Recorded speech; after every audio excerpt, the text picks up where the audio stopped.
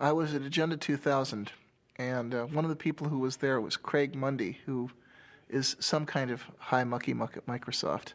I think Vice President of Consumer Products or something like that. And I hadn't actually met him. I bumped into him at an elevator, and I looked at his badge and said, I see you work for Microsoft. And he looked back at me and said, oh yeah, and what do you do? And I thought he seemed just a sort of a tad dismissive. I mean, here's the archetypal, guy in a suit looking at a scruffy hacker. And so I gave him the 1,000-yard stare and said, I'm your worst nightmare.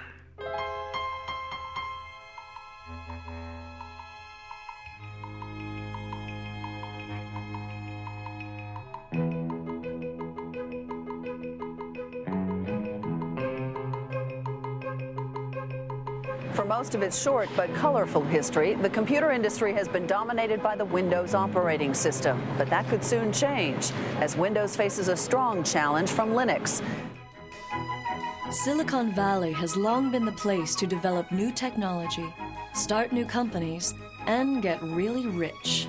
Now the Valley is the front line in a revolution fighting for that most politically incorrect of ideas, individual freedom. Day and night, a loose confederation of hackers and programmers zaps bits and pieces of computer code around the world as it builds the tools to set computer users free.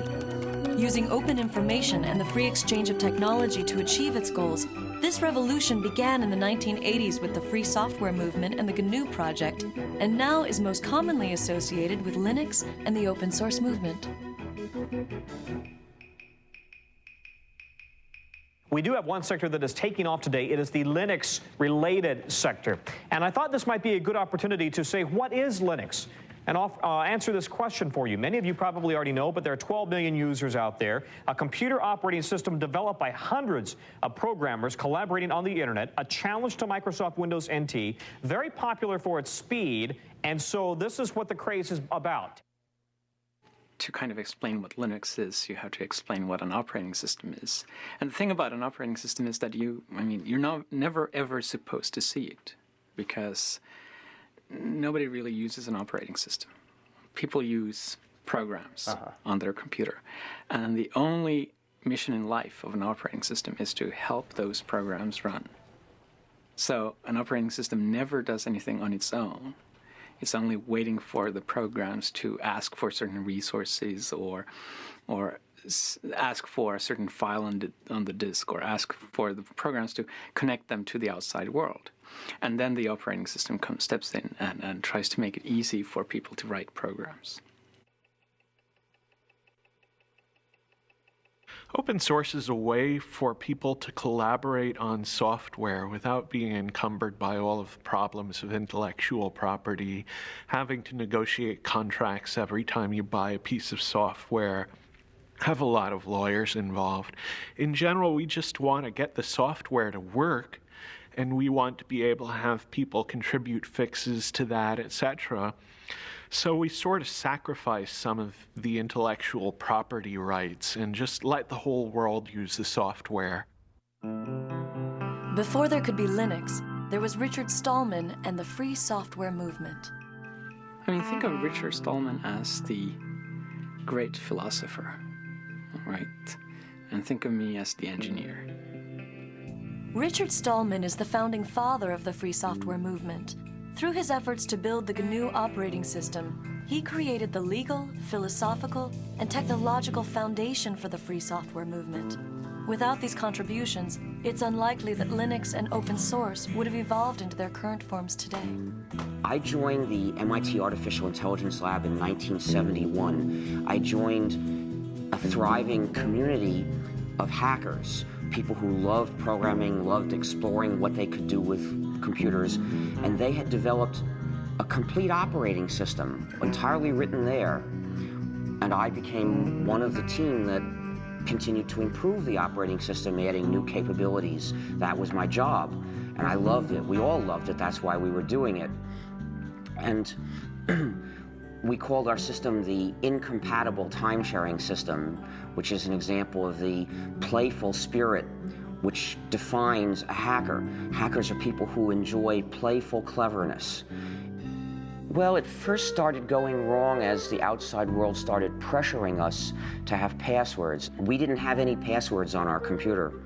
And the reason was that the hackers who'd originally designed the system realized that passwords were a way that the administrators could control all the users. And they didn't want to build tools, locks and keys for the administrators to control them. So they just didn't do it. They left that out. And we had the philosophy that whoever's sitting at the computer should be able to do whatever he wants, and somebody else who was there yesterday shouldn't be controlling what you do today.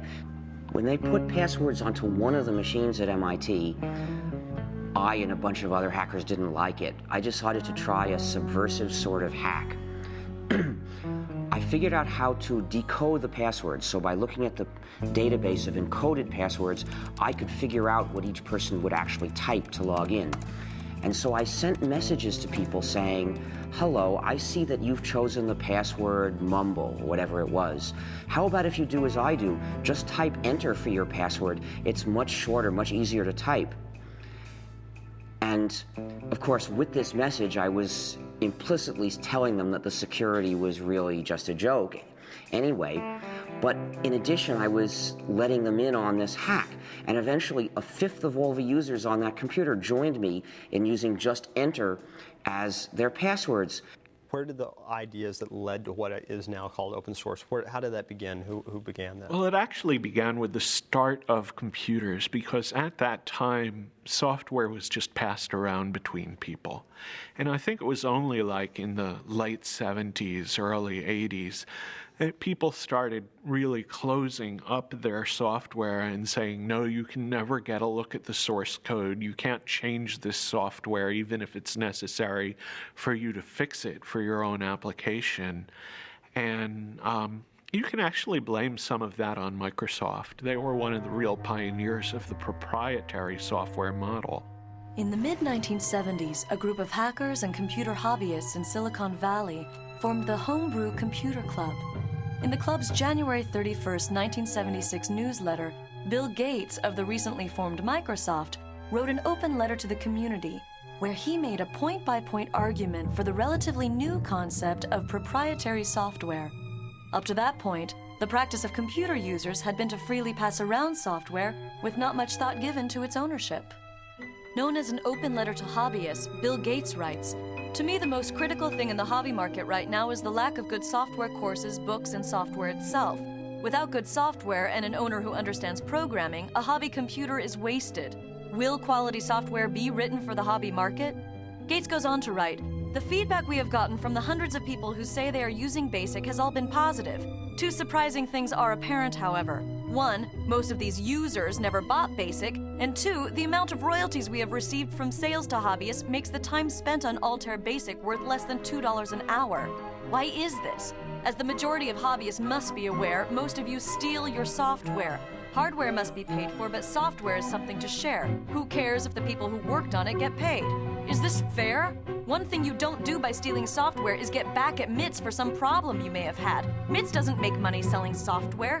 One thing you do is prevent good software from being written. Who can afford to do professional work for nothing? What hobbyist can put 3-man years into programming, finding all bugs, documenting his product, and distribute it for free?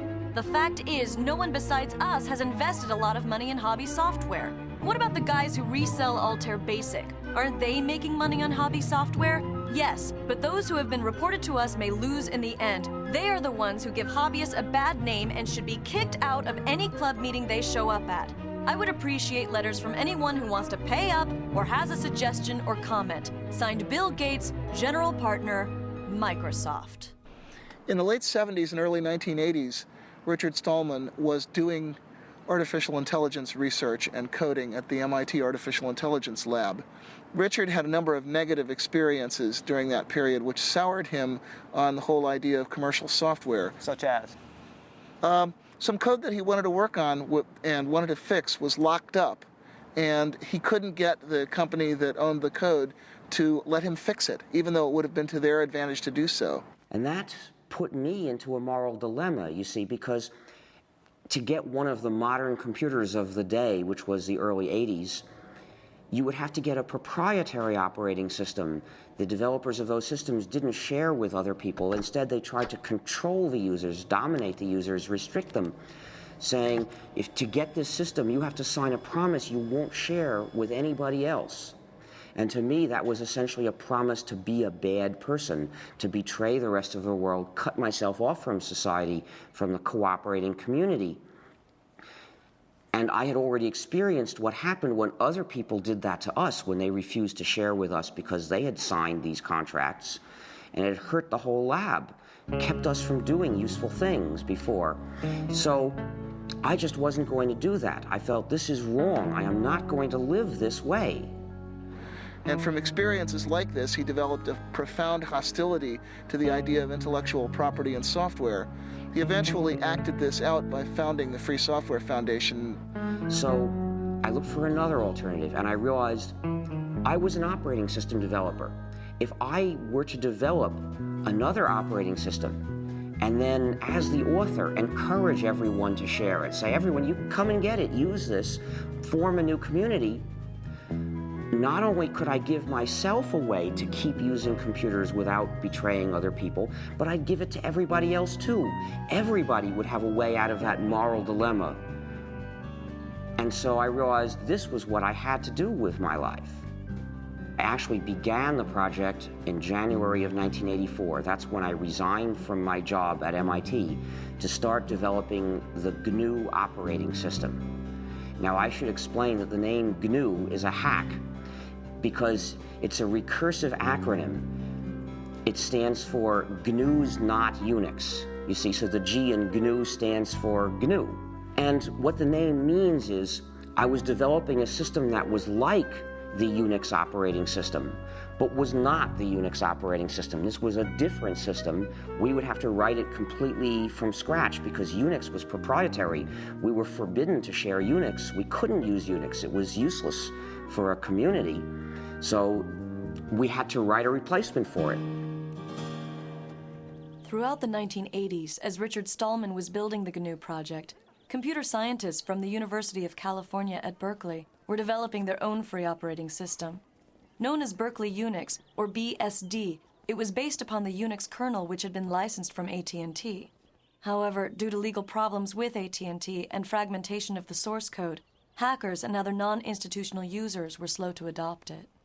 Well, Unix consisted of a large number of separate programs that communicated with each other. So we just had to replace these programs one by one. So what I started doing was writing a replacement for one program, and then another, and then another, and then people started joining me because I published an announcement inviting other people to join me to help write these programs. And by around 1991, we had replaced practically all of them. What were some of the programs that you Well, we had to have a complete system, you need to have a kernel, which is the program that allocates resources to all the other programs. You need a compiler, which translates a program from readable source code that programmers can understand into numbers, mysterious numbers that the computer can actually run. You need other programs that go with the compiler to help do this job. You need a debugger, you need a text editor, you need text formatter, you need mailers, you need lots and lots of things. There are hundreds of programs in a Unix-like operating system. I saw Stallman's announcement. Actually, I met him in February of 1987. He came to give a 5-day tutorial on Emacs at our company. And during the day, he would explain new ways to think about Emacs and ways to extend and enhance it and to use the Emacs source code for better or worse. But in the evening, he was busily working on this compiler, and he had not yet released it to the public, so he was being a little bit careful about who got to see the source code. But I was very eager, and when he first announced it in June, I downloaded it immediately. I played with it. I got some pointers from him, and when I sent the source code back to him, he was very actually amazed at how quickly I was able to ramp up on his technology. Whenever we worked on something at Stanford or in the university, we would get, mostly at the time we were working off of machines from Digital Equipment or Sun, mostly Sun.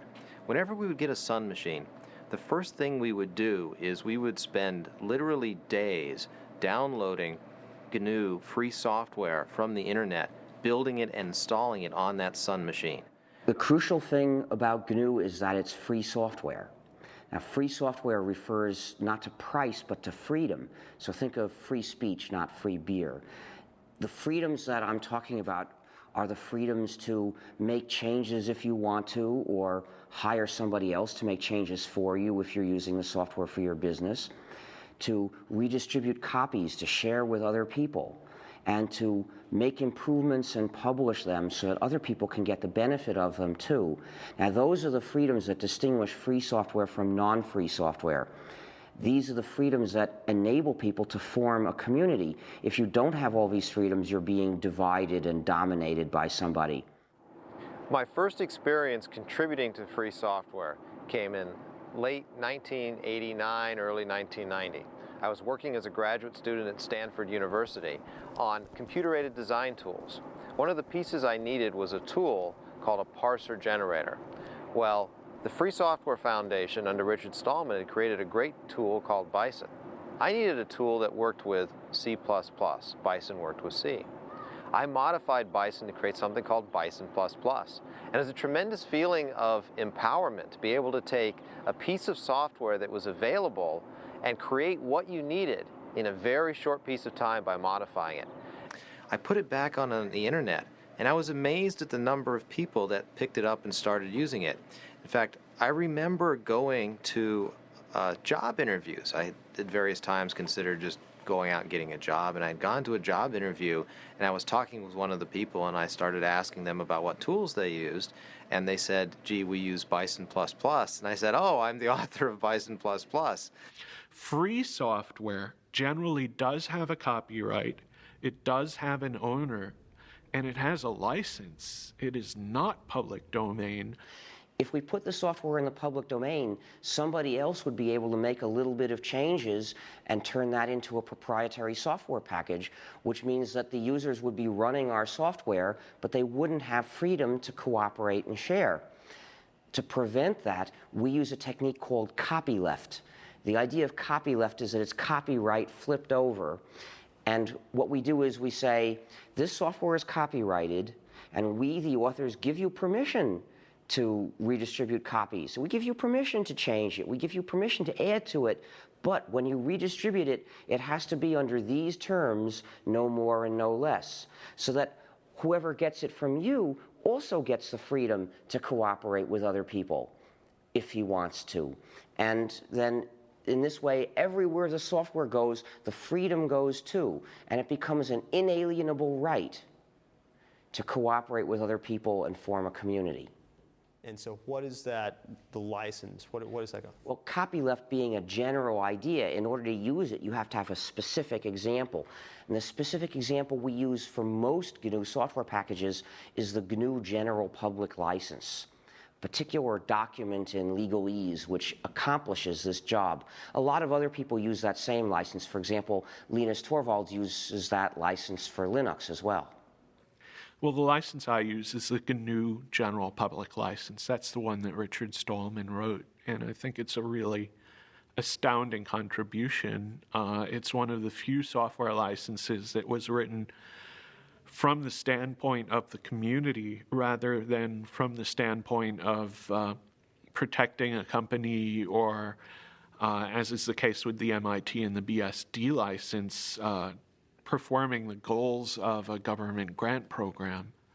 And the GPL is really unique in that it's not just a license, it's a whole philosophy that I think motivated the open source definition. I don't hide that a lot of what I do came from Stallman. A crucial step in the growth of GNU, Linux, and the free software movement was the creation of businesses based upon the software and philosophy.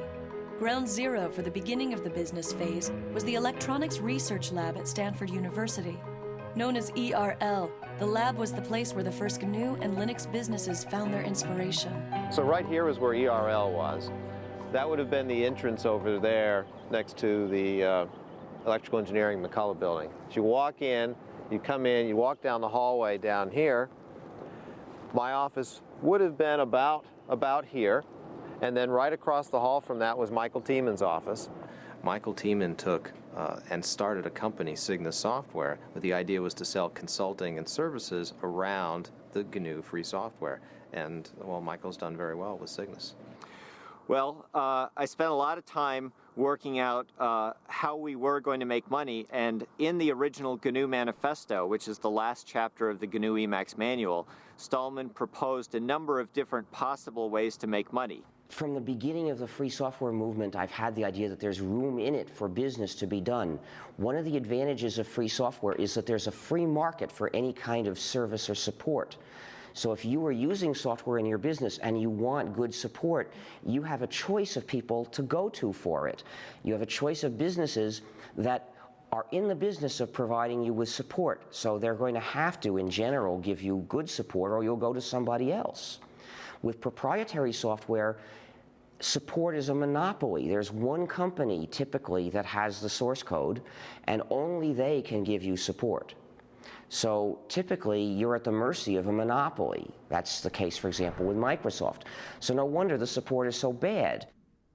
The benefits of free software were tremendous, but the cost of supporting it internally made managers very, very nervous. And so the fundamental idea I had was, if we could build a model that could deliver 2 to 4 times the support and hand-holding capability that an internal engineer could provide, and we could do it at 1/2 to 1/4 the cost, that would meet the test of whether or not people would actually buy.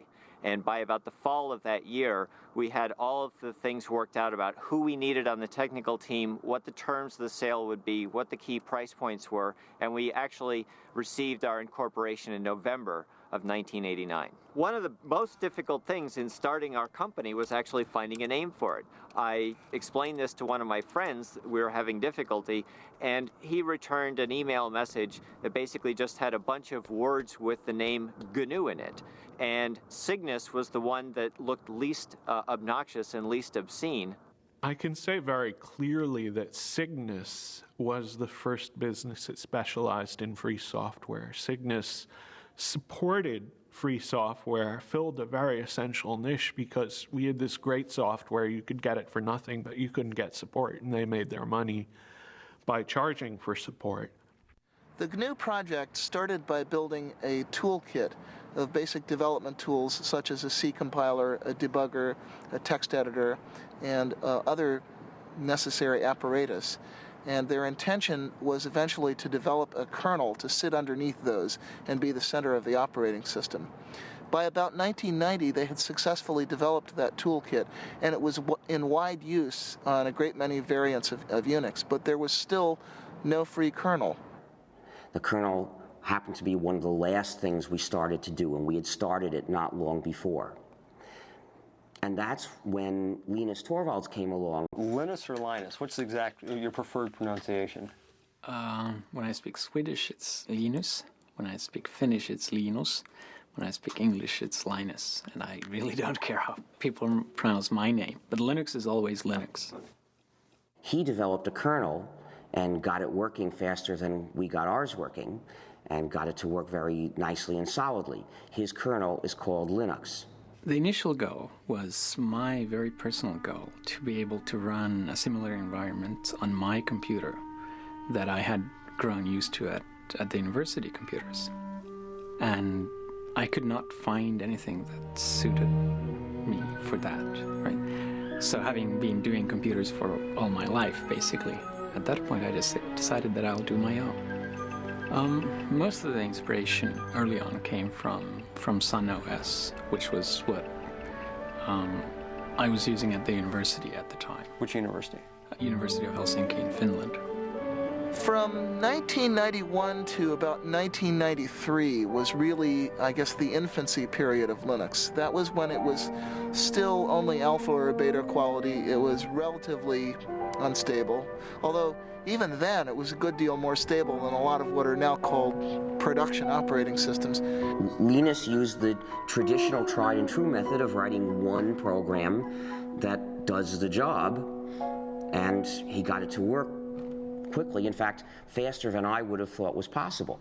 The term for it is monolithic, which means that basically the OS itself is one entity, indivisible, while in a microkernel, the operating system kernel is actually just a collection of servers that do different things, and then they have a common protocol for doing communication between themselves. So why is it that if the GNU project had so much lead time, so to speak, doing this, why is it that he was able to kind of come in at the tail end, so to speak? Well, we actually started the GNU herd not long before he started Linux. And as it happened, though, we chose a design that's a very advanced design in terms of the power it gives you, but also turns out to be very hard to debug.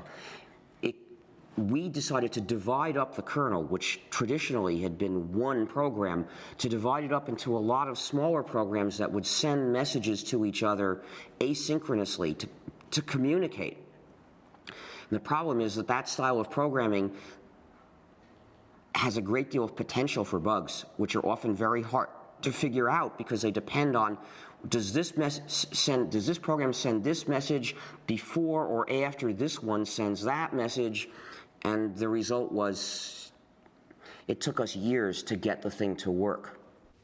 What is Linux's relationship to the GNU project? Well, there's relationships to GNU on kind of multiple levels. One is just a philosophical level of thinking that making your source open is a good idea. When Linus developed the kernel, he wasn't doing it for the GNU project. He did it independently. And he released it independently, and we didn't know about it. But some of the people who did know about it decided to look for what else they could find to put together with that kernel to make a whole system. And they looked around, and lo and behold, everything they needed was already available.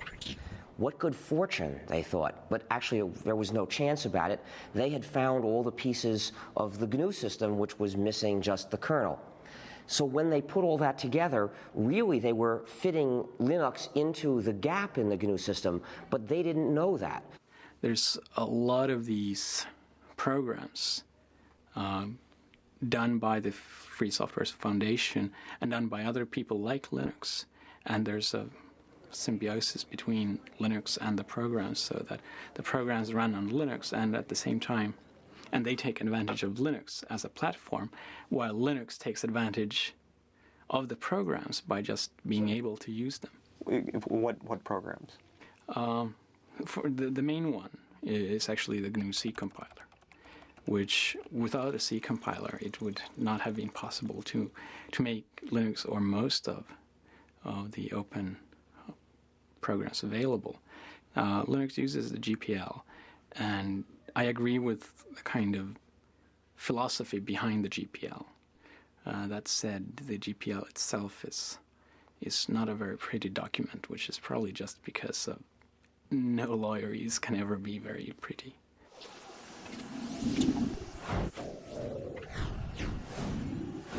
Well, I'd been playing around with Linux for actually late 92, early 93 for about a year before I decided it was to the point where it actually had everything that I needed to really replace the Sun workstation. And I was looking for a way to have a Unix workstation at home. At the time, we used Sun SPARC stations in the office at Stanford. Those machines cost us about $7,000. Now, I desperately wanted a Unix machine at home. There's always this thought you get as a graduate student, gee, if I could work at home, then I would be so much more productive. I would graduate sooner because I would finish my thesis sooner. Well, is it true? Well, you can judge, you know. Most people end up spending a lot of their time becoming more productive so that if they ever actually worked on their thesis, they'd finish it in a day. It takes a while sometimes. So I decided I wanted a Unix machine at home. And I went out there and was able to use Linux together with a PC. For about $2,000, I put together a system that was 1.5 to 2 times faster than that $7,000 Sun SPARC station. That was absolutely amazing. I had 1.5 to 2 times the speed at 1/3 to 1/4 the price. Light bulbs went off. I knew there was an opportunity here. This was a chance to really do something better than what Sun has done around open source. and Linux? I called it Linux originally as a working name, and that was just because Linus and the X has to be there. It's Unix. I mean, it's like a law. And what happened was that I initially thought that I can't call it Linux publicly because it's just too egotistical, and that was before I had a big ego, right? They thought they were taking a whole bunch of components and putting them around Linux. So they ended up calling the whole thing a Linux system, and somehow that term caught on, and the result is there are now 10 million people using this variant of the GNU system, the GNU/Linux operating system, and most of them don't know it. Some people advocate that it be described as GNU/Linux. I mean, what's your thought on that? Is that justified, or? Well, I think it's justified, but it's justified if you actually make a GNU distribution of Linux. The same way that I think that Red Hat Linux is fine, or SUSE Linux, or Debian Linux. Because if you actually make your own distribution of Linux, you get to name the thing. But calling Linux in general GNU Linux, I think, is just ridiculous. I got involved in Fall '93 because I was sent a copy of the first CD-ROM commercial Linux distribution, which was called Yggdrasil. It was produced by Adam Richter. And I got a copy because I had been myself writing free software for a long time, since the early 80s. I was actually one of the early GNU contributors myself. And I was absolutely astonished. I was completely astonished because I'd been a software engineer for nearly 15 years at that point. And according to all the rules I knew about controlling complexity, keeping your project groups small, having closely managed objectives, Linux should have been a disaster, and it wasn't. Instead, it was something wonderful, and I was determined to figure out how they were getting away with that. In order for Linux to grow beyond the world of the computer programmer, it needed a use, an application that made it a must-have technology.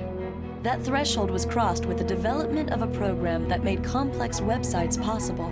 That program is the Apache web server. The killer app of Linux was undoubtedly the Apache web server. If you look at the history of Linux, the adoption curve of Linux and the adoption curve of the internet exactly track each other. 1993, which was when the Apache web server project really got started, was also the beginnings of the popular ISP explosion, when the internet first became a mass market commodity and the idea of web-based electronic commerce and mass communication became real. I think it was one of the first applications that caused people to go, wow, if I install Linux, I get some tangible benefit from doing so, right? I mean, clearly there were a lot of interesting applications on Linux at the time, this being maybe 2 or 3 years ago when this thing really started to take off. But there wasn't a driving, you could almost say business case for someone to use Linux versus using NT until, I think, Apache. And a lot of the things that plugged into Apache and enhanced Apache. I mean, when you went to go out and build a server farm, it was much more cost effective, real dollar terms, to build it on Linux and Apache than it was to build it on IIS and NT, even if it meant that you had to spend a little bit of money to train your staff to learn how to use that or to find people who were knowledgeable. But the good news was that that knowledge wasn't very expensive because there are all these college students out there who had been using Linux for a long time and were very familiar with it.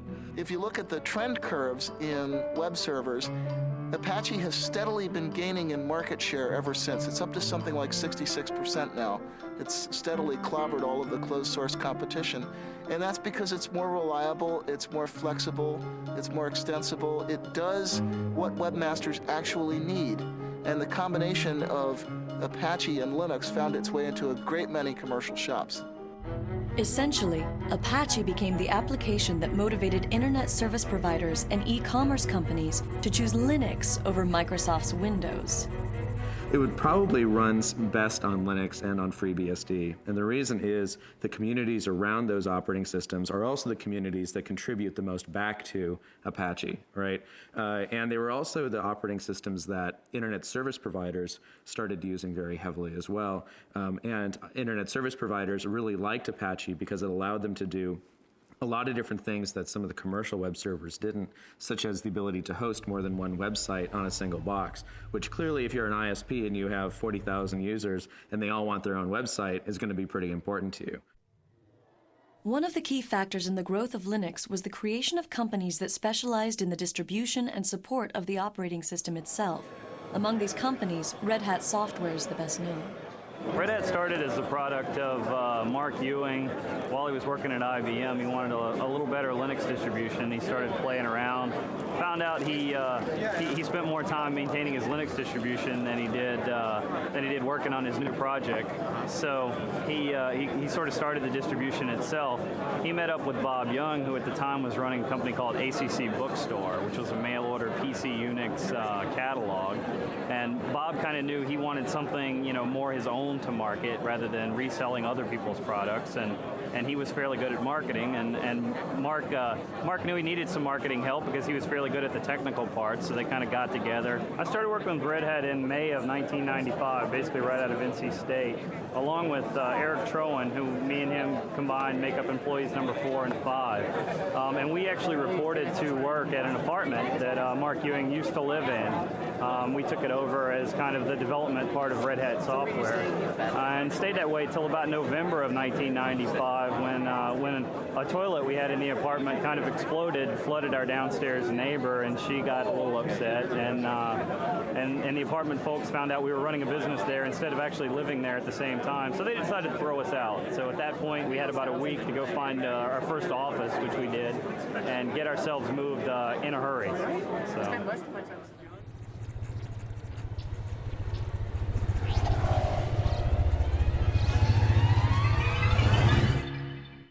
We started going in, again, 95 or so to the venture capital firms, saying, there's something happening here. There's a great business opportunity to build the next Sun for open source.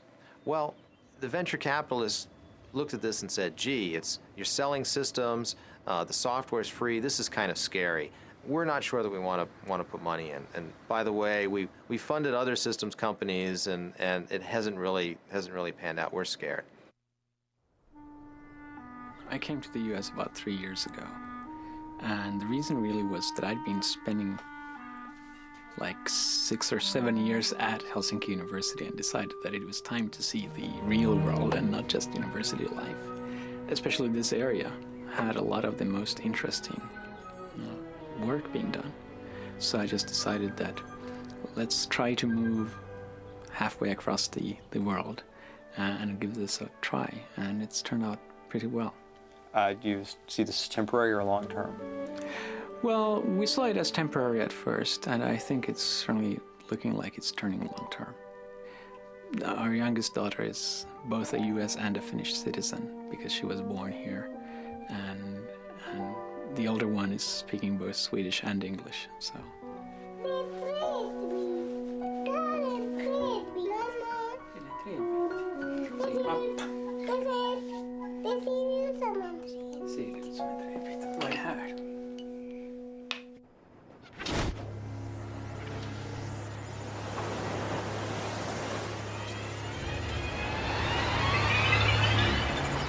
The next major event was one that I had a direct hand in. I wrote a paper called The Cathedral and the Bazaar, which was my observations, my anthropological analysis of what it was that made the open source world work. We didn't call it that then. We're still using the term free software primarily. So it was my observation of what made the free software world work and why we were able to produce extremely high quality software in spite of constantly violating all of the standard rules of software engineering. In that paper, I was setting up a contrast between two different styles of development, two opposed styles of development. One, which is the conventional closed development style, which I called the Cathedral style. In that one, you have tight specification of objectives, small project groups which are run in a fairly hierarchical, authoritarian manner, and you have long release intervals. On the other hand, what I identified as happening in the Linux world was a much more peer-to-peer, decentralized market or bazaar-like style in which you have very short release intervals and constant solicitation of feedback from people who are formally outside the project, a very intense peer review process. And the startling thing was that the more I looked at this, the more it seemed that trading away all the supposed advantages of conventional closed development for that one single advantage of massive independent peer review actually seemed to win, actually seemed to get you good results. The reason Netscape is important is that they were the first large company to participate in open source. We had Cygnus providing support, but we didn't really have much business. And Netscape went to open source essentially as a way to fight Microsoft, which was giving away Internet Explorer, but not letting anyone else have the source code, not letting companies collaborate. Working as part of the sales force, I got a good idea of why people bought our software and what it took to make our software successful in the marketplace against competitive products. However, the problem we were seeing is that as time went on, our software was being competed against by other people's software, particularly Microsoft's. And as time went on, the price of our software had to drop because other people were giving their software away at no charge or at little charge. No, the real problem was that they feared that Microsoft would achieve a monopoly lock on the browser market, and they would then use that monopoly lock to pervert, actually, the HTTP and HTML standards that the web depends on. And once they had turned those standards into lock-in devices, they could then use that control to drive Netscape out of the server market, which is where it was making its real money. My concern was that as time went on, Netscape's business would be threatened by the fact that we didn't have enough people to do all the things we needed to do as a company in order to keep our software viable in the marketplace. The Netscape release happened in early 1998, and I was told later, I had no idea at the time, that it came about as a direct result of the right people having read The Cathedral and the Bazaar. The Cathedral and the Bazaar, the paper by Eric Raymond, was a significant influence on Netscape's decision to release source code. Came as a complete shock to me. I wasn't really ready for the thought that I was changing the world, even by accident. However, it was not by any means the only influence on that decision, and not necessarily the most important one when all is said and done. As I said, Netscape had already been talking about releasing source code for quite some time before anybody had ever heard of Eric's paper. Linux Kongress in early 1997, which was the first place that I gave that paper. And one of the people who heard it was Tim O'Reilly of O'Reilly Associates. And he thought it was pretty intriguing. And he asked me to give it at his first Perl conference, which was later that year in fall of 97. And apparently what happened, I was told later, although I had no idea this was happening at the time, is that some people from Netscape actually heard the paper at the Perl conference and took those ideas back to Netscape, and they kind of lit a fire there. The role of my paper was essentially to make the internal case at Netscape, to make the business case for why Netscape should release its source code. The paper was called Netscape Source Code as Netscape Product. A strange title. Essentially, what the title meant was that, in my opinion, we needed to think of source code not just as something that was used in creating our products, but as something that was a product in its own right, something that customers might use, other people might use. I then looked at what the business models might be if we release source code for our products. How would we license them? How would we sell products in this environment? Then I looked at the competition, particularly Microsoft. What would they be likely to do if we release source code? Was there some way they could use our source code against us? I used Eric's paper as an example of how distributed development could work, how a company could develop software not just using their own people, but also working with people on the internet. And that's why I included a reference to Eric's paper in my paper. Once my paper was circulated, the people who read my paper would naturally enough find a reference to Eric's paper and read that as well. And who was involved in making that happen at Netscape? Primarily, the person who made the actual decision was Jim Barksdale. And this turned out to be important later, that our big win, the big score that gave us mainstream visibility and credibility with investors, came not because of bottom-up evangelism from a bunch of engineers, but because one strategist at the top saw the potential power of this method and then essentially imposed that vision on everyone underneath him. When I completed the paper, I first gave a copy to Mark Andreessen, who was co-founder of Netscape and was at the time in the senior management team at Netscape. Mark then gave a copy of the paper to several other people within Netscape management, including Jim Barksdale. I'm not sure exactly when Jim and the other senior managers made the actual decision. I believe it was in early January sometime. Netscape actually announced that it was going to release the source code on January 22nd, at the same time that they released that they were going to give Communicator away for free.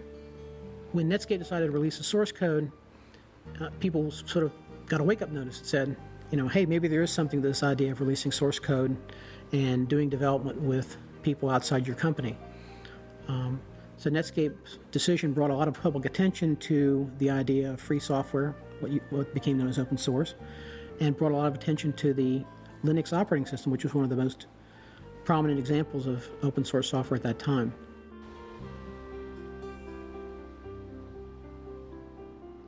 This is our first office, Mountain View, California. We moved here in early 1995. This is 4,000 square feet. It was an incredible leap of faith for us to move out and take the company to our own office. Now, what's really important about this place is that this is the office where the term open source was invented. If you walk into an executive's office and you say, free software, okay, if you're lucky, the response you'll get is something like, free software must be cheap, shoddy, worthless.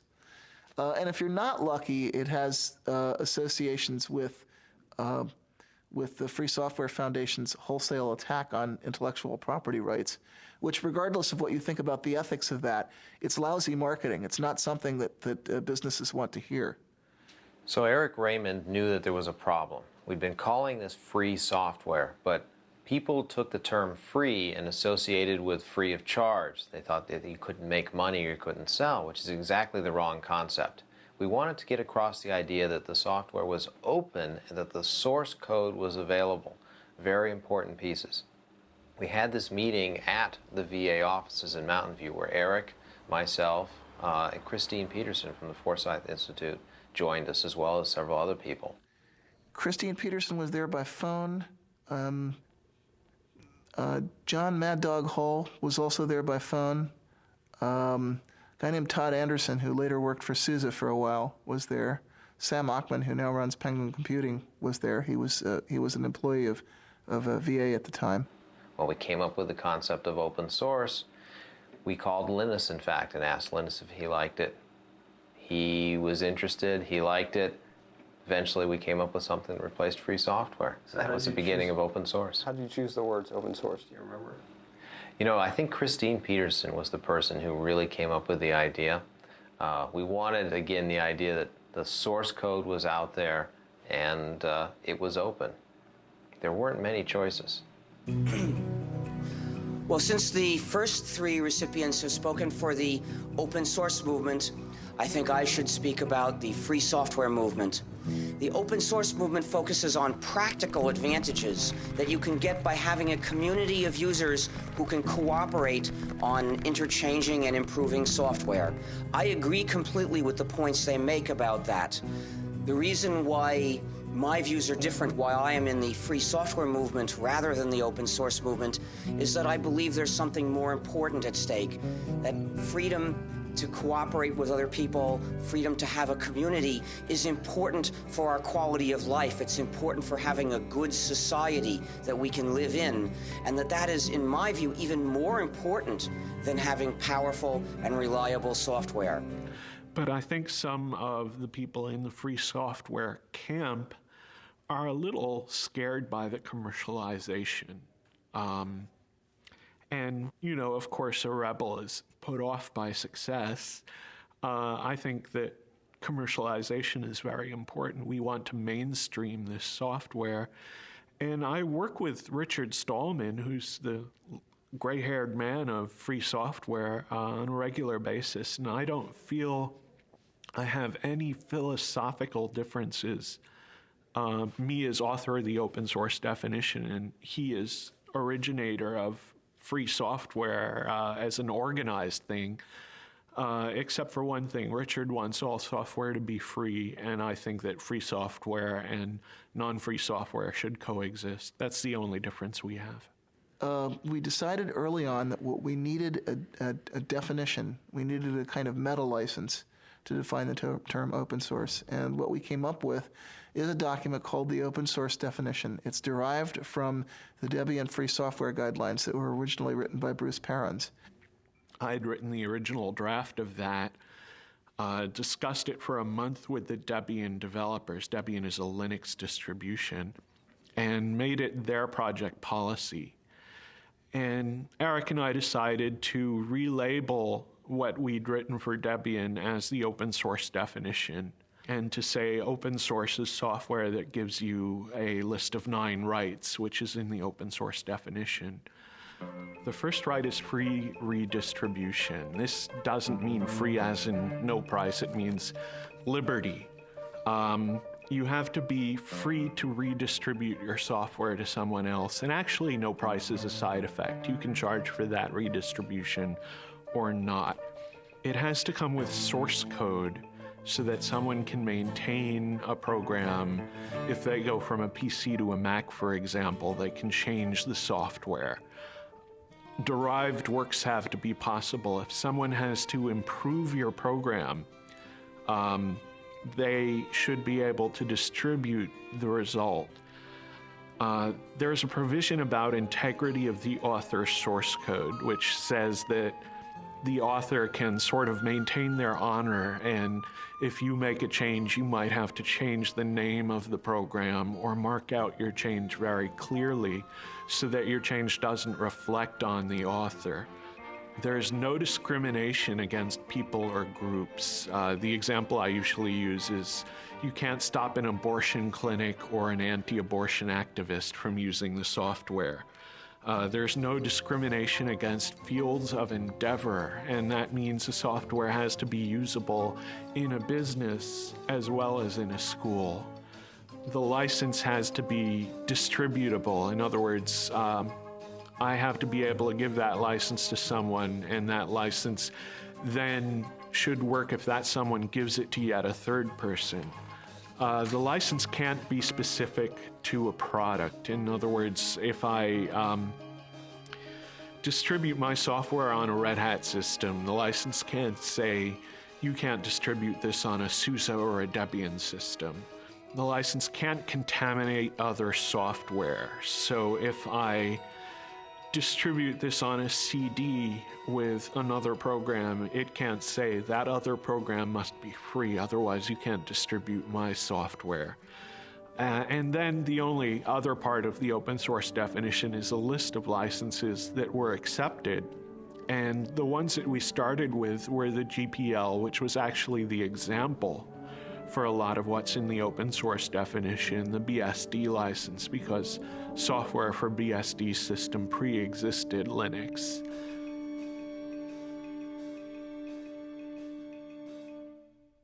I think the next moment that I thought was really pivotal was when the database vendors flipped over, which happened about 3 months sooner than I expected it to. It actually happened in late July, early August. That we got commitments to do Tier 1 ports from Oracle and Sybase and the other key database vendors. And why was that critical? Because we knew that in order for the open source story to be credible, and especially in order for the Linux story to be credible, we'd have to get commitments from independent software vendors to do ports of their applications to these platforms. And I was actually kind of worried. I felt that we were in a window of vulnerability between the time that we announced the open source campaign and the database vendors flipped over. That was the point at which hostile action by Microsoft or other closed source software companies, that was the point at which a serious marketing blitz might actually have sunk us. But once the big database vendors flipped over, that opened the way for other ISVs. That started a snowball effect going. Every 6 months or so, I would come back to the venture capitalists and I would show them the new numbers, showing more and more people adopting Linux, the new people porting, new users, and I'd show them our customer list. And our customer list was getting much more impressive. It was people like Cisco that were beginning to appear. People like the .com companies were starting to show up on our customer list. And eventually the venture capitalists, they kept looking at it and they kept saying, oh, we can't quite do it. Finally, Linus appeared on the cover of Fortune because there was something happening with open source. Well, at that point, the venture capitalists couldn't ignore it. They just got sick of hearing about Linux everywhere, and they got tired of me just showing it to them every at that point almost every week. So they decided it was time to invest, that there was something happening. Well, I announced open source to the world on the internet. I did a lot of the early administrative work of starting the open source initiative. And I think 6 months later, I was reading the words open source in the news all the time and was totally astounded. And a year later, I believe Microsoft was talking about releasing some source code. And someone in the press asked Steve Ballmer if they were going to open source their code, and Steve Ballmer said, well, open source means more than just releasing the source code. And I realized that he had read my document and understood it and was now telling the press about this. Now, if you're like just a guy on the net who's not doing this for a job at all, and you sort of write a manifesto and it spreads out through the world, and a year later the vice president of Microsoft is talking about that, you'd think you were on drugs, wouldn't you? But that's what really happened.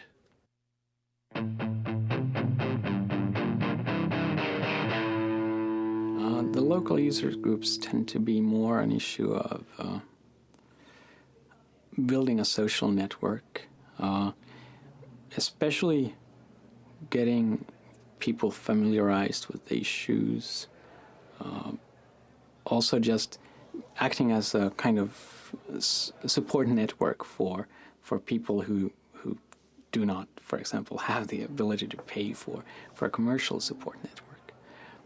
So one thing they're doing in this area, for example, is they're making these, I think it's once a month, they're having install fests, which means that people who have problems getting Linux installed on their machine or have some issue, I mean, maybe they've actually installed Linux but want to set up the network in a specific way, can actually bring in their machines to this users group meeting. And there's a lot of people that are willing to help who've maybe seen that problem before.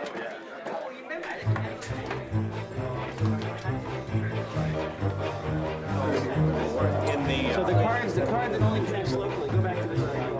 Well, actually things aren't going so well. I tried it earlier myself. I had problems, and so I came to this install fest where all the gurus abound. Hopefully I'll have better luck getting it in. Instead of sending emails or writing to news groups on the internet and waiting several days for the answer sometimes, it's easy to come here and find other people who might know about your problem and may be able to help you. And hopefully within a few hours you have your machine installed. Originally I wanted to install on my larger laptop, and so I just did a search on the net and found where there were resources to get help.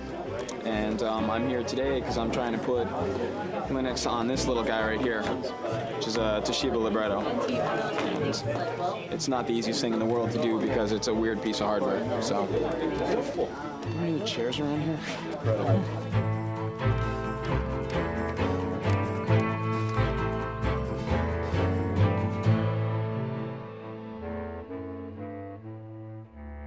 I think the Department of Justice case has made people aware of the fact that you should at least look for alternatives to Microsoft, and maybe Microsoft isn't the American dream after all. And that kind of shift in perception, you can very clearly see that people just took Microsoft for granted. And maybe they're still buying Microsoft, but at least they're kind of more aware of the issue these days. Microsoft actually used Linux as defense. They used Linux to ground a claim that they don't have a monopoly because Linux could essentially push them off their catbird seat at any time. It was a very ingenious argument, totally specious, because it didn't do anything to answer the charge that they had previously engaged in bullying and various anti-competitive practices. But it was clever of them. In an event, the judge didn't buy it. Well, ordinarily, we in the Linux community are rather wary about letting Microsoft become the issue, but there was a Slashdot article about December of '98 where a fellow named Matt at the Noodle had pointed out that a gentleman in Australia had managed to receive a refund for the unused copy of Windows that came with his computer. So he declared the 19th of January, was it January? It's February, I'm sorry, the 19th of February, he declared the 19th of February Windows Refund Day, and he encouraged everyone to go to their computer manufacturers and return their unused copies of Windows as it was specified in the Windows End User License Agreement. Yeah, it's important to remember that in the license itself it says that you can receive a refund if you don't use the software, and that the manufacturer is bound by law to do this, or at least bound by contract. And we found that, you know, if you called up these manufacturers, they basically said, "It stopped bothering me, kid," and hung up on you. We didn't really want to sort of give out the location of where we were going to meet until, you know, at the very last second. So what we did is we had people meet at places that we could control in the different towns around here. So I was the San Jose marshal, and I believe, Nick, you were the San Francisco? Rick Moen and I did San Francisco. Right. Yeah. And so we had maps there, and we handed them off to everybody who was coming. Well, we actually met at a Denny's that's just outside the Foster City limits, Foster City city limits, which meant also that it was just outside the Foster City police jurisdiction, which meant that any incidents that happened at the meeting point happened in the jurisdiction of San Mateo, and if they told us to get lost, we'd say, fine, we're going to Foster City, bye. It's sort of the Dukes of Hazzard method of avoiding the cops, so. Well, actually, we marched on the other side of this building. We marched around and up onto the parking structure that's up there. And that's where Microsoft had a reception laid out for us with drinks and a big sign that said, you know, Microsoft welcomes the open source community.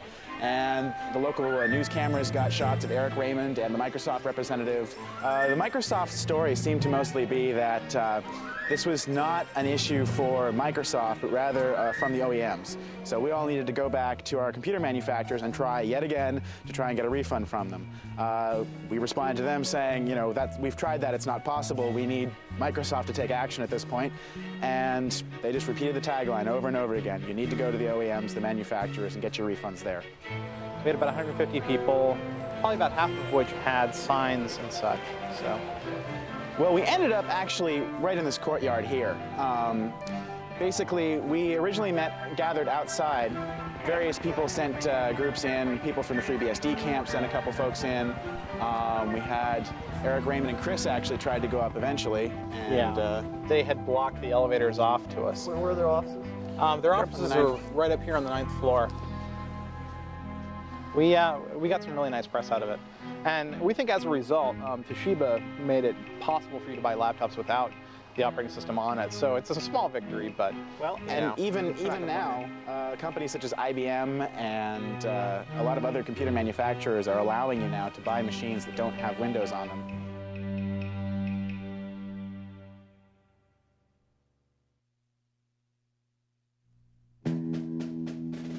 You know, when I was a kid and I went to school, the teachers were trying to teach us to share. They said if you bring some candy, you can't eat it all yourself, you've got to share it with the other kids. But now the administration says teachers should be teaching kids to say yes to licensing. If you bring some software to school, oh no, don't share it. Sharing means you're a pirate. Sharing means you'll be put in jail. That's not the way society should work. We need the goodwill, the willingness to help other people, at least when it's not too hard, because that's the basis of society. That's the fundamental resource that gives us a society instead of a dog-eat-dog jungle. So what about people that say that if you have rampant piracy, it will eliminate the profit motive, and then in the creative works software will not be? Well, they're wrong on both counts. For one thing, people are making a profit from developing free software, but for another, the freedom to have a community is more important. People that casually look at open source free software and think, well, because you're supposed to share and do it for people's goodwill, doesn't that seem somewhat communist? What's your response? Absolute nonsense. It makes me really angry when people do that. Well, back in 1989, actually, communism would have been a compliment. The word that people were using at that time was crazy. I wanted them to use capitalism. Communism is an ideology that forces people to share. If you don't share, you get thrown in jail or killed. In 1990, we got a visit from a director of an institute in Moscow University. And actually, I saw him in Helsinki just 2 weeks ago. But in any event, he came by, and Richard Stallman had suggested that he visit Cygnus because he was interested in understanding how the free software model might apply to stimulating entrepreneurial innovation in Russia, of all places. And we had been kind of secretive about our business plan because we weren't really sure that it was going to work, and we didn't want to look too stupid if it failed. But I was very, very open with him, and the more I told him, the more he started shaking his head like this. And I finally said, what's wrong? And he said, this sounds too much like communism to be successful in Russia. You go to a gulag and end up in a mass grave with a bullet in the back of your head. Open source is not communism because it doesn't force people. Karl Marx did not invent helping your neighbor. It's not communist to have a commons. A commons existed long before communism as a philosophy of government. There are many commons in our lives. For example, we drive on the highway, something that is maintained for our common good. Actually, labeling our business model means that it misses the point a little bit. Whether it's communist or whether it's capitalist, the label doesn't matter. The real question is, how much value can you deliver? How scalable is the business? What kind of problems, what kind of rate of innovation can you sustain? And then however you want to label that is really up to you.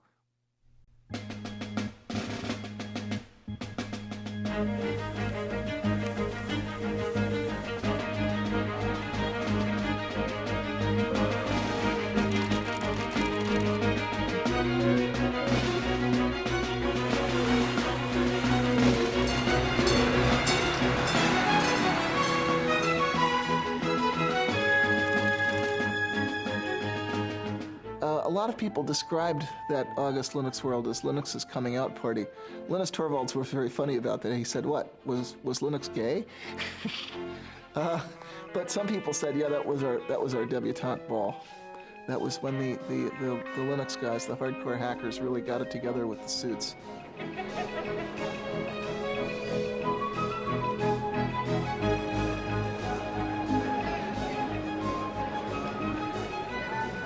At 3 p.m. on August 10th, 1999, Linus Torvalds delivered the keynote address at Linux World.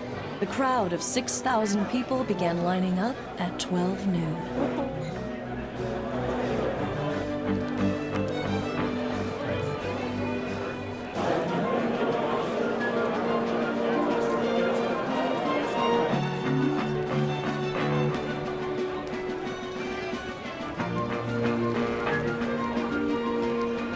Ladies and gentlemen, please welcome Larry Augustine, Linux World Conference Chair and President and CEO, VA Linux Systems.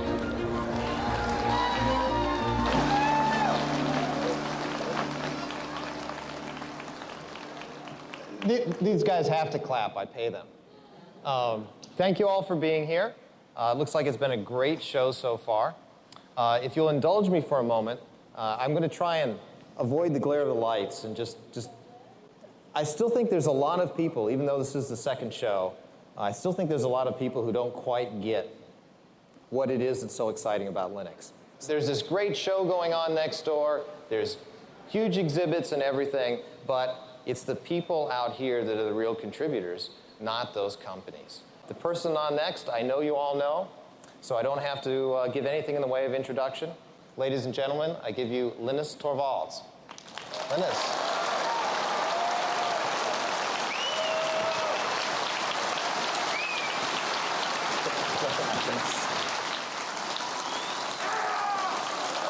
Calm down.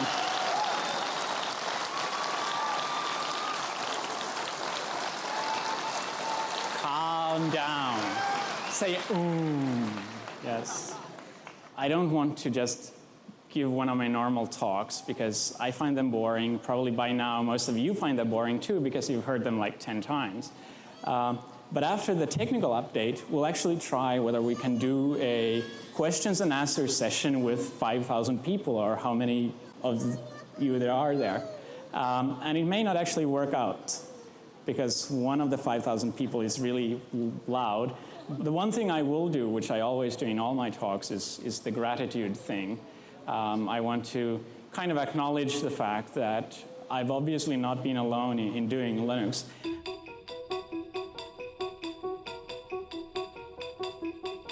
Red Hat, up 228%. This is the IPO that everybody was waiting for. They, of course, are behind the Linux operating software. So here, you see all this search for something.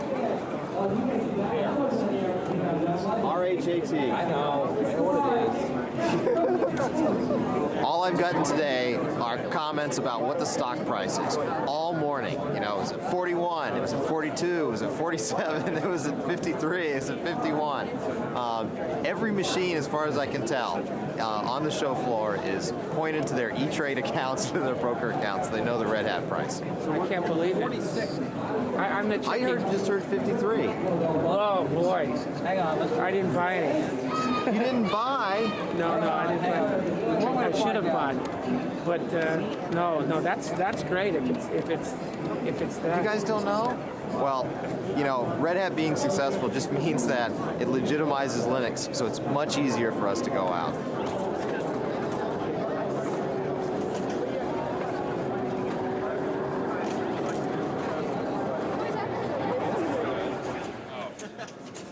Yeah, our made-for-digital homoerotic adventure kits. The government confiscated that one. Yeah. It's kind of been a little bit divided. You've got a lot of people that are pretty hardcore, and they're kind of offended by that, you know, because they've worked really hard and they're not really getting maybe their fair share out of that.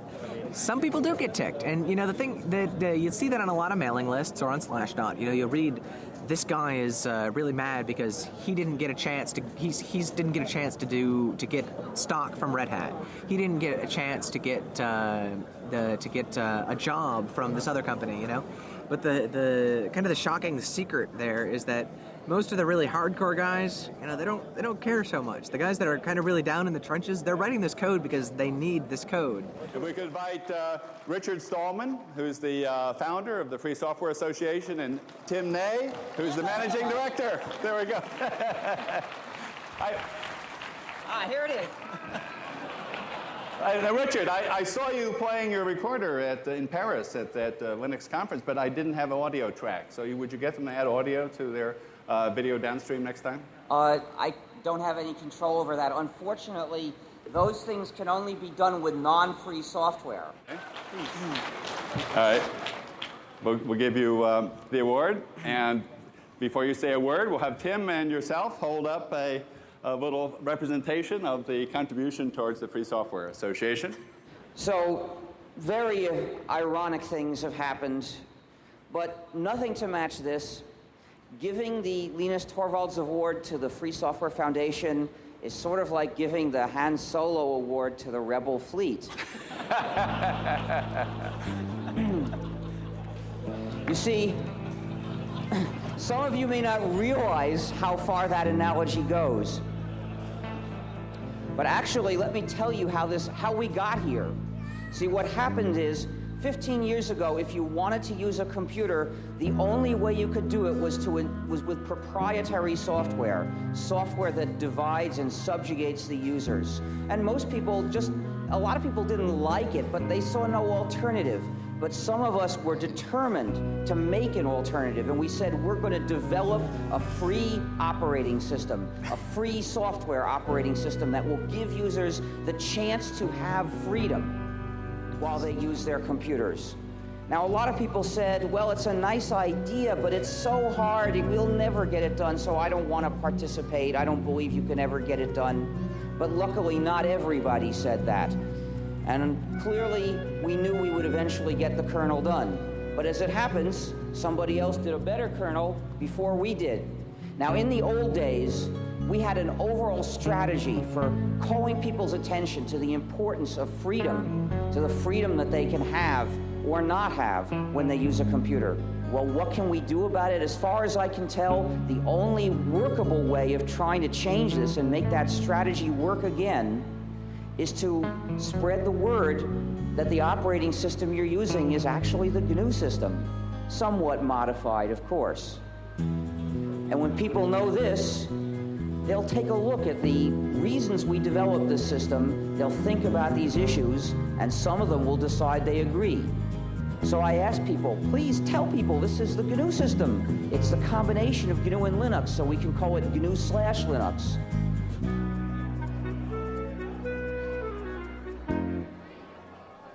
So Larry, when you were at Stanford 8-9 years ago doing your PhD, did you ever think you'd be in this position? No. All kidding aside. No, I had no idea, honestly. What did you think you would be when you were finishing up your PhD? You know, that's a good question. I really didn't have a good idea. I mean, here we are on this huge show floor. There are people just going crazy about Linux. We had 6,200 people crammed into a room to see Linux speak last night. Here we are with, you know, all of these huge vendors all over the show. It's just, you have no idea that this is going to happen. I mean, this is just this little operating system that we were happy with, that a few people cared about. You know, I thought I'd have a nice little consulting business, and here I am suddenly with all of this huge show going on. It's just incredible. I mean, a year ago, you could look and say, you know, this is going to be big. And everyone's standing at the show going, you know, the show was big last year. Is it going to be as big this year? Then you remind them, you know, last year was only 6 months ago. Then they go, oh, Linux time.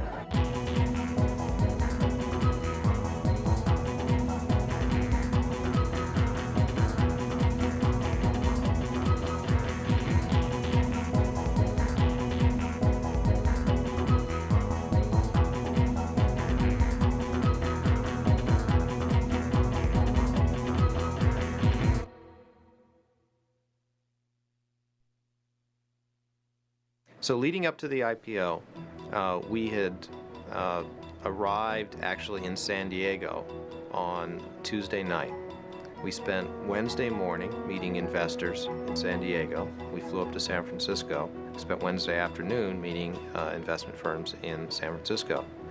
Then on the Thursday morning of the IPO was when our stock would be traded publicly.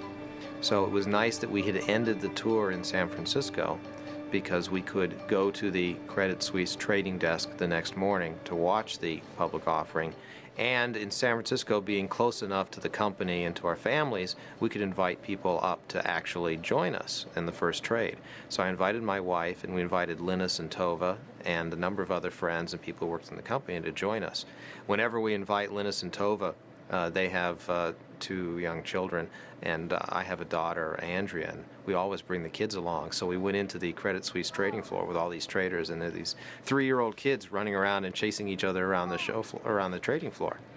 So Linus and I walked in, and we walked up into the trading floor, and everyone was very excited, and we kept asking them, well, how's it going? Are things going okay? And they said, oh, it's we're really excited. We think things are going well. We don't want to say, you know, we don't want to jinx anything. We walked in, there was a big screen TV showing CNBC, and it was amazing to us, but the theme for the day was Linux. Now, we have an IPO that's going to go today, and when I mean go, it is going to go. The estimates I'm hearing are staggering, but watch VA Linux Systems. It goes at 1240 today. The symbol is LNUX, a provider of large-scale computer service and workstations specially designed for the Linux operating system. The original range on this IPO was $11 to $13, then $21 to $23, then $28 to $30, priced at $30. And the estimates I'm hearing, I don't want to repeat because I don't have a confirmation, but if they're true, they will blow your mind when this stock takes off at 1240. I turned to Linus and I said, gee, did you ever think, you know, you'd walk in here someday and Linux would be the theme on CNBC? And you know, Linus, in his joking way, said, oh, absolutely. So we walk in and they show us the buy and sell orders coming in, and it's incredible. We're seeing numbers like $320, $340 a share. And I'm just in complete shock. You know, this is over 10 times where we priced the offering. It was incredible. And I remember Linus just kind of sort of patting me on the back and saying, just, you know, relax. And it was pretty exciting to see that. I mean, it was just amazing. We were stunned. We were lucky that we were able to get back to the offices. We had been in San Francisco, so we could come back to VA's offices to see everyone in the office for the IPO. We got back, we had, everyone was obviously very excited. The IPO had done just tremendously well. We had a little party that we put together. It was interesting, while we were celebrating, though, there were plenty of people that were still trying to work. I recall cries of, be quiet, we're on the phone, we're working, as we went into the offices. One of the things I did was I gave the roadshow presentation for the employees back at the office so they could have an idea of what we'd been telling investors and understand exactly what we'd put together for them. But again, the story of the day is VA Linux now up 766% to $235 to $265. Sue, the best performing IPO ever. Here it goes. Sycamore Networks was priced at $38, surged to $270. This has just beat it. And by the way, so how do you feel about potentially billions of dollars of wealth being created from your creation, but you're not necessarily directly cashing out? So if I hadn't made Linux available, I mean, I wouldn't have gotten any money that way either. So I mean, it's a win-win situation. Just the fact that there are a lot of commercial companies means that there are a lot of Linux people who used to work on Linux kind of on the side. And now they get paid for doing what they wanted to do. And that helps me in the sense that I wanted them to work on Linux anyway.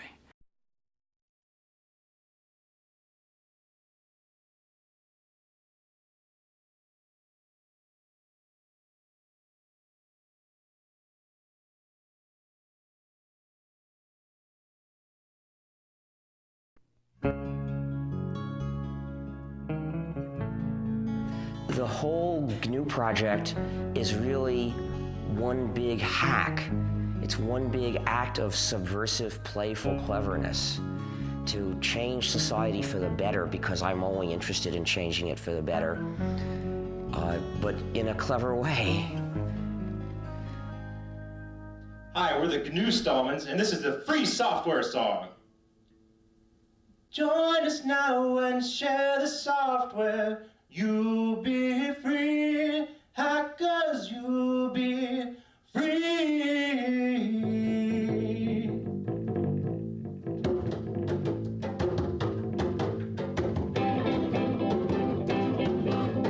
Others may get piles of money, that is true. Hackers, that is true.